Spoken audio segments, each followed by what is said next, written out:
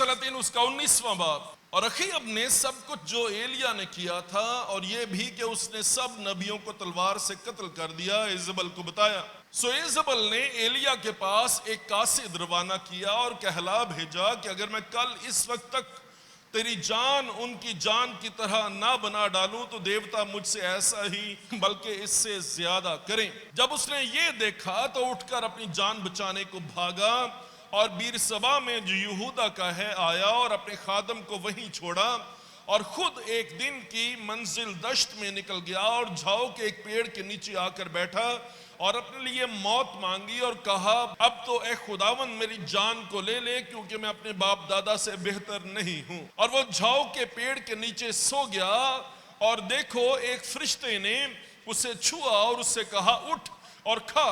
उसने जो निगाह की तो क्या देखा कि उसके सरहाने अंगारों पर पकी हुई एक रोटी और पानी की एक सुराही धरी है।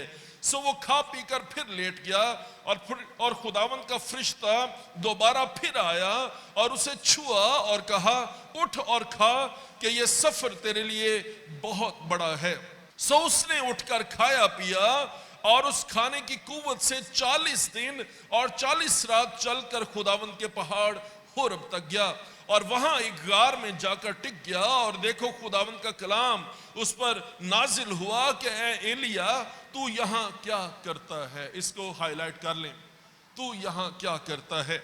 उसने कहा, खुदावंद लश्करों के खुदा के लिए मुझे बड़ी गैरत आई, क्योंकि बनी इस्राइल ने तेरे अहद को तर्क किया और तेरे मजहबों को ढा दिया और तेरे नबियों को तलवार से कत्ल किया और एक मैं ही अकेला बचा हूं, सो वो मेरी जान लेने के दर पे हैं। उसने कहा, बाहर निकल और उस पहाड़ पर खुदावंद के हुजूर खड़ा हो। और देखो खुदावंद गुजरा और एक बड़ी तुंद आंधी ने खुदावंद के आगे पहाड़ों को चीर डाला और चट्टानों के टुकड़े कर दिए, पर खुदावंद आंधी में नहीं था। और आंधी के बाद जलजला आया, पर खुदावंद जलजला में नहीं था। और जलजला के बाद आग आई, पर खुदावंद आग में भी नहीं था। और आग के बाद एक दबी हुई हल्की आवाज आई। उसको सुनकर एलिया ने अपना मुंह अपनी चादर से लपेट लिया और बाहर निकलकर उस गार के मुंह पर खड़ा हुआ। और देखो उसे ये आवाज आई कि ए एलिया तू यहां क्या करता है। इसको हाईलाइट कर ले। उसने कहा, मुझे खुदावंद लश्करों के खुदा के लिए बड़ी गैरत आई, क्योंकि बनी इस्राइल ने तेरे अहद को तर्क किया और तेरे मजहबों को ढा दिया और तेरे नबियों को तलवार से कत्ल किया। एक मैं ही अकेला बचा हूं, सो वो मेरी जान लेने के दर पे हैं।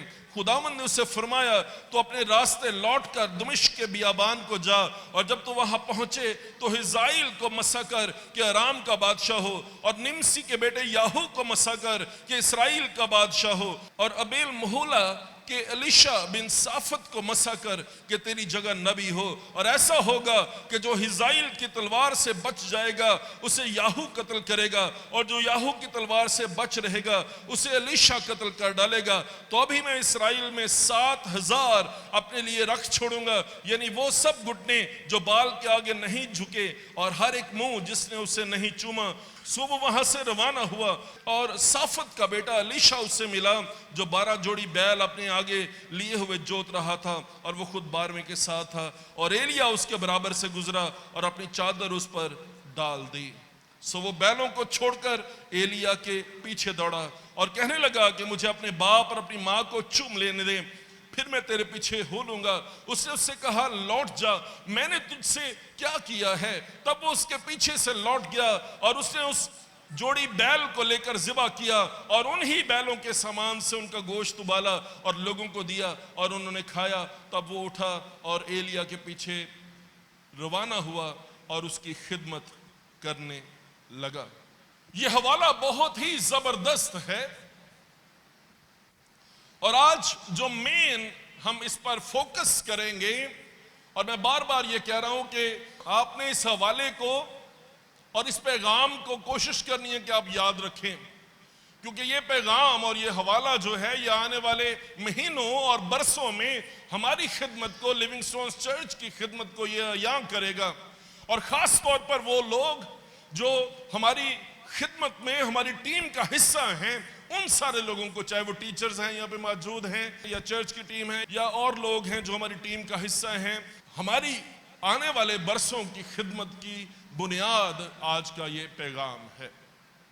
एलिया तिशबी जो जल्लाद के परदेसियों में से था, ये 17वां बाब और उसकी पहली आयत में जो है ये लिखा है। और एलिया का तारुफ जो करवाया गया है, कोई बहुत लंबा चौड़ा एलिया का तारुफ नहीं करवाया गया, सिर्फ ये कहा गया है कि वो जल्लाद के परदेसियों में से था। हो सकता है कि एलिया का खानदान जो है वो किराए के मकान में रहते हों या वो मूव कर रहे हों, वो परदेसी हैं, और जो परदेसी हैं वो अपना उनका देश नहीं होता। परदेसी होने के बावजूद एलिया की खिदमत, अगर आप अभी थोड़ी देर में आप इसको देखेंगे तो आपको ये महसूस होगा कि एक शख्स जो देसी नहीं है, परदेसी है, जो फॉरेनर है, यहां पे इतनी बड़ी खिदमत खुदावंद ने इसे बाइबल मुकद्दस में दे दी है। सो इस बात से फिक्र ना करें कि आप गरीब हैं या आप अमीर हैं, आप अपने घर में रहते हैं या आप किराए के मकान में रहते हैं, आप महल में रहते हैं या आप झोंपड़ी में रहते हैं, आपकी लोकेशन क्या है, इस बात की फिक्र ना करें। इस बात के बारे में सोचें कि वो खिदमत, वो मर्तबा, वो नाम जो खुदावंद ने आपको दिया है, जो काम खुदावंद ने आपको दिया है, वो काम कितना बड़ा है, वो मिशन कितना बड़ा है, वो टास्क कितना बड़ा है, इस बात के बारे में सोचने की जरूरत है। नए अहदनामे में मूसा का जिक्र 80 बार हुआ है, अब्राहम का जिक्र 73 बार हुआ है, दाऊद का जिक्र 59 टाइम्स हुआ है। एलिया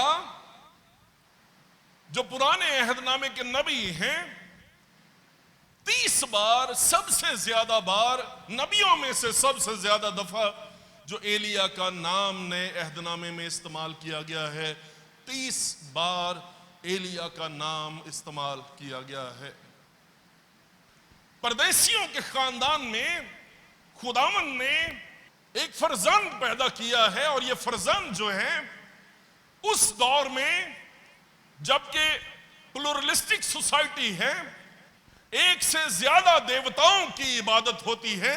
बनी इसराइल जो हैं वो यहोवा खुदा की इबादत से गुमराह हो गए हैं, उससे पीछे हट गए हैं, और बाल और यसीरत और बहुत सारे इर्द गिर्द की जो कौमें हैं, उनके जो देवता हैं, उनकी इबादत करने लगे हैं।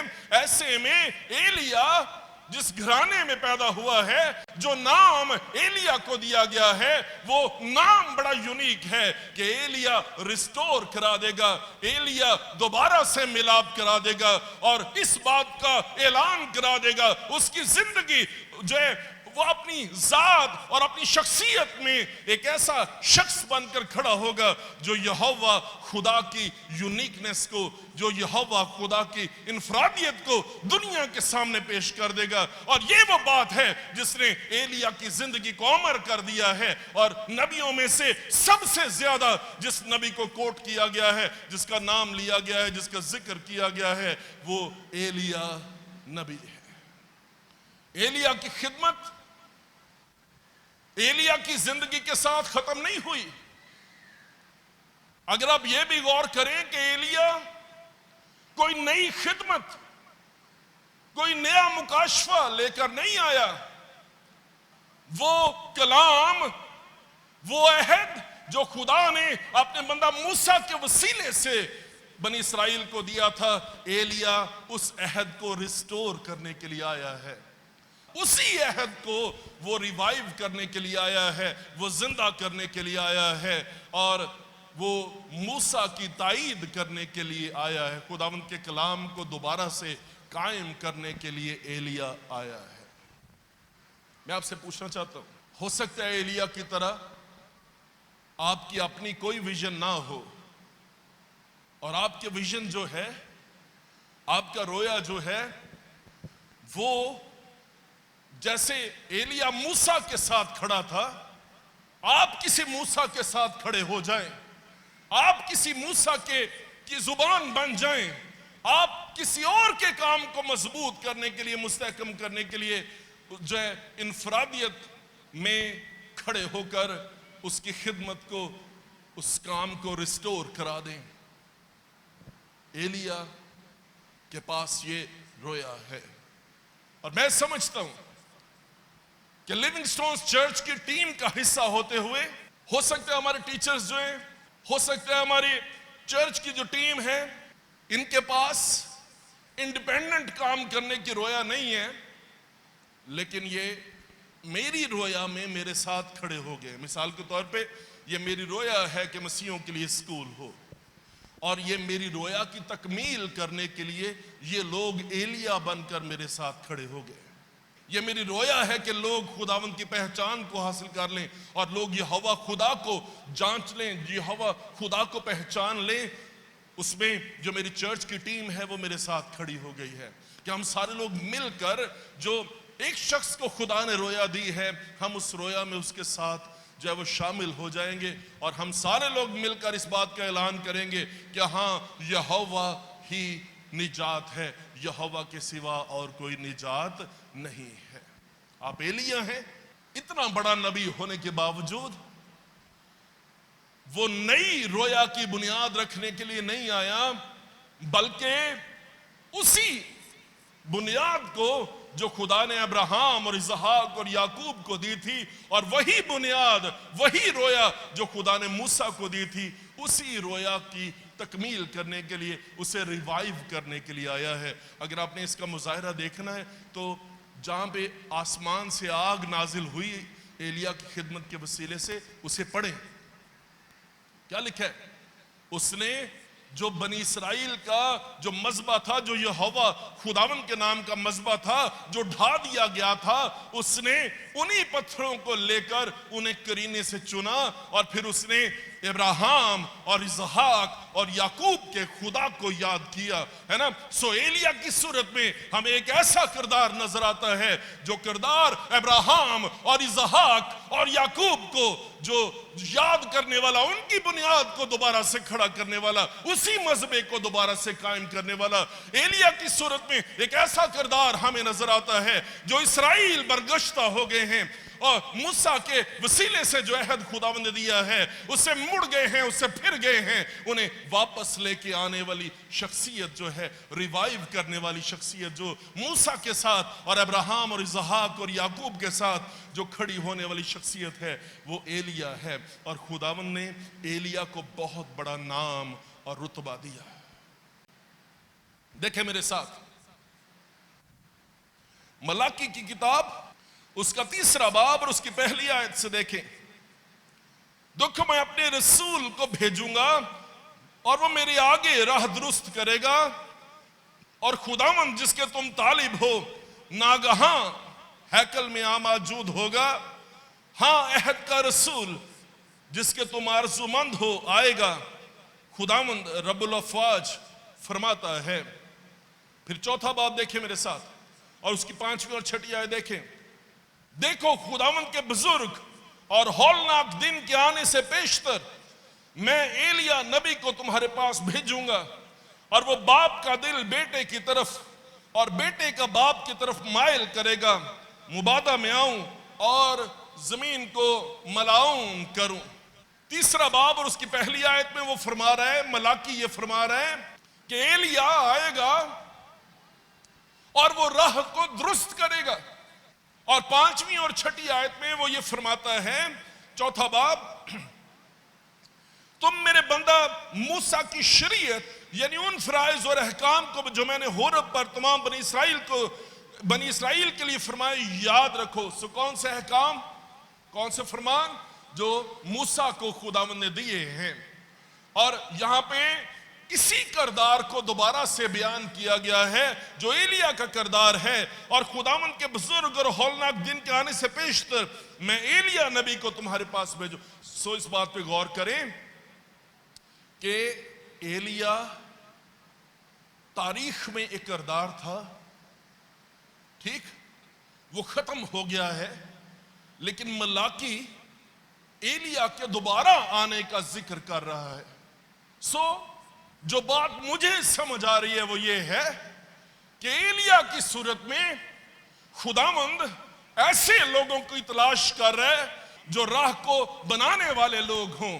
अगर आप बाइबल मुकद्दस को देखें ध्यान से, लूका की इंजील उसका पहला बाब और उसकी 17वीं आयत, तो मलाकी की किताब को वहां पर कोट किया गया है। देखिए मेरे साथ, और वो एलिया की रूह और कुव्वत में उसके आगे आगे चलेगा कि वालिदों के दिल औलाद की तरफ और नाफरमानों को रास्तबाजों की दानाई पर चलने की तरफ फेरे और खुदावंद के लिए एक मुस्तैद कौम तैयार करे। किसके बारे में यह बात हो रही है? यह बात यूहन्ना इस्तबागी के बारे में हो रही है। उसकी खिदमत का जिक्र है कि यूहन्ना पिलर बन के एक ऐसे शख्स के लिए रास्ते को तैयार कर रहे हैं जो बनी इस्राइल की तारीख को बदल कर रख देने वाली शख्सियत है।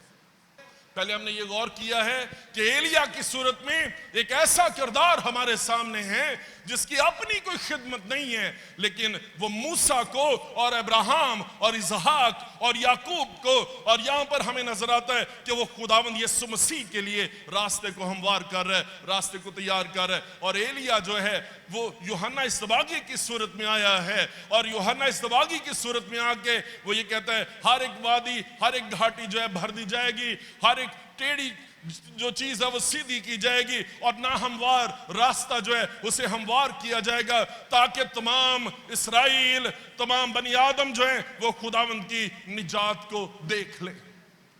मैं आपसे एक बात पूछना चाहता हूं, ये जो एलिया की रूह है, ये जो एलिया का ऑफिस है, ये आपको भी मिला है कि नहीं मिला? नाम यूहन्ना है, नाम एलिया नहीं है। रूह एलिया की है, ऑफिस एलिया का है।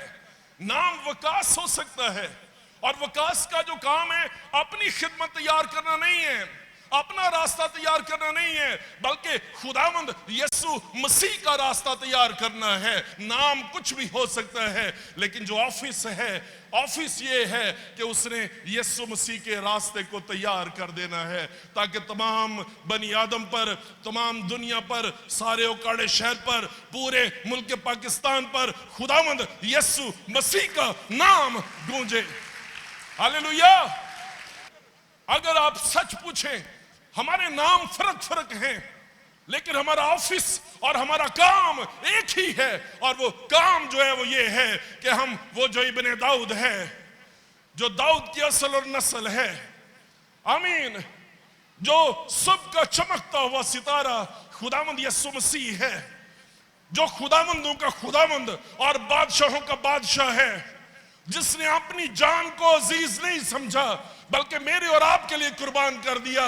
आज खुदावंद मुझे और आपको बुलाता है कि हम अपनी जानों को अजीज ना समझेंगे, हम अपने नामों को सामने नहीं रखेंगे, बल्कि हम एलिया की रूह में और उसकी खिदमत में आगे ही आगे बढ़ते चले जाएंगे, और खुदावंद यीशु मसीह के लिए रास्ते को हमवार कर देंगे, रास्ते को तैयार कर देंगे।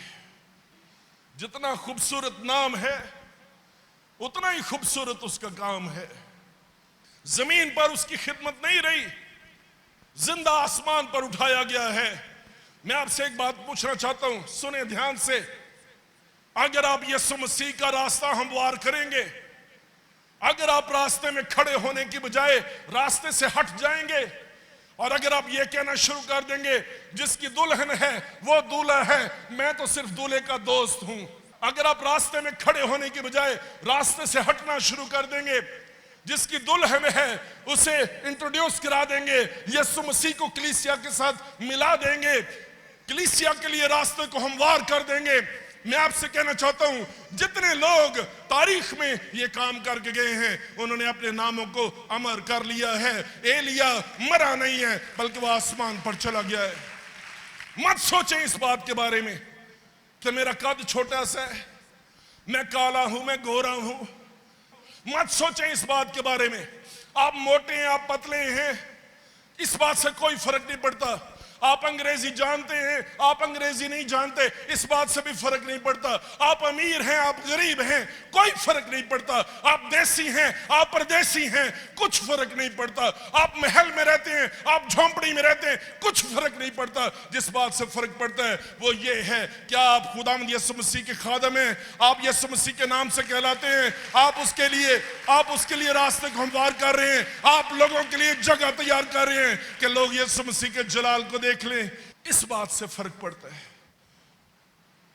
आप चाहते हैं कि नस्लें आपके नाम को याद रखें, उसका सिर्फ एक ही तरीका है, यीशु मसीह के नाम के साथ जुड़ जाएं। दुनिया आपको सलाम करेगी, दुनिया आपके पीछे दौड़ेगी, दुनिया आपको चाहेगी या ना चाहे, लेकिन आप अपनी जगह पर खुदावंद का मजबूत सतून बनकर खड़े हो जाएंगे। आपको पता है ना, यूहन्ना लूका की इंजील उसके पहले बाब और उसकी 17वीं आयत में यूहन्ना इस्तबागी के बारे में यह कहा गया है ना। उसका नाम यूहन्ना था, है ना। उस पर रूह कौन सी थी? एलिया की। बाइबल मुकद्दस में क्या लिखा है? जो एलिया की रूह में उसके आगे आगे जाते हैं, उनके बारे में कहा जाता है जितने औरतों में से पैदा हुए हैं उन सब में यूहन्ना इस्तबागी सबसे बड़ा है। क्यों? इसलिए कि वो एलिया की रूह में खुदावंद के लिए रास्ते को तैयार कर रहे हैं। मैं आपसे पूछना चाहता हूं, आप खुदावंद के रास्ते को तैयार करने वाले? अपने सर को नीचे ना रखें, अपने सर को फख्र से बुलंद कर लें, क्योंकि आप यहोवा खुदावंद यीशु मसीह के, जो उसका इकलौता बेटा है, आप उसके नाम से कहलाते हैं, आप उसके खादम हैं, और ये आपके लिए फख्र है, ये आपके लिए फख्र है। आमीन। मत्ती की इंजील उसके 16वें बाब को पढ़े, वहां पे क्या लिखा है? देखिए मेरे साथ, खोलें जरा। मेरा ईमान है खुदावंद आपके साथ बात कर रहा है, खुदावंद आपके साथ कलाम कर रहा है। 16वें बाब और उसकी 13वीं आयत से, जब यीशु कैसरिया फिलिप्पी के इलाके में आया तो उसने अपने शागिर्दों से पूछा कि लोग इब्ने आदम को क्या कहते हैं? उन्होंने कहा, बाज यूहन्ना बपतिस्मा देने वाला कहते हैं, बाज एलिया, बाज यर्मिया या नबियों में से कोई। गौर करें, है ना। बाज तुझे एलिया कहते हैं, बाज तुझे एलिया कहते हैं।